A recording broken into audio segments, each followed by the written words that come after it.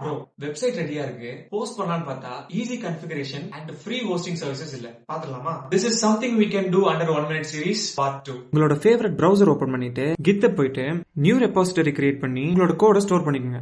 நான் இங்க index.html ல என்னோட கோட ஸ்டோர் பண்ணிருக்கேன். ஏன்னா github ரெபாசிட்டரியில இருந்தா நம்ம ரெண்டர் சர்வீசஸ்க்கு ரீடைரக்ட் பண்ணி நம்மளோட கோட ஹோஸ்ட் பண்ண போறோம். ஒன்ஸ் நீங்க கோட் எழுதி கமிட் கொடுத்த பிறகு அகைன் browser ஓபன் பண்ணி versal.com சர்ச் பண்ணிக்கலாம். வெப்சைட் ஓபன் பண்ண உடனே மேக் ஷூர் நீங்க லாகின் பண்ணும்போது உங்களோட github அக்கவுண்ட் வச்சு லாகின் பண்ணிக்கோங்க. And now add new button click பண்ணி ப்ராஜெக்ட் கிளிக் பண்ணிக்கலாம். நீங்க github வச்சு லாகின் பண்ணிருக்கனால பப்ளிக் வியூல இருக்க எல்லா ரெபாசிட்டரிஸுமே லிஸ்ட் ஆகும்.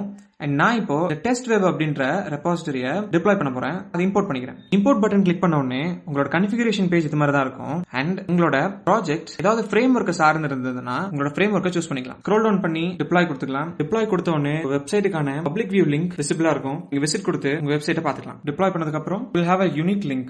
இன்னொரு சர்வீஸ் இருக்கு. அகைன் browser ஓபன் பண்ணி render.com சர்ச் பண்ணி வெப்சைட் லோட் ஆனதும் make sure you are logging in with your github id.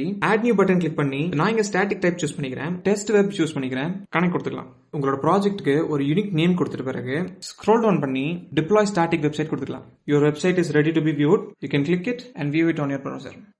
இதே மாதிரி நெக்ஸ்ட் இன்ட்ரெஸ்டிங் கார்டர்ல பார்க்கலாம். பாய்.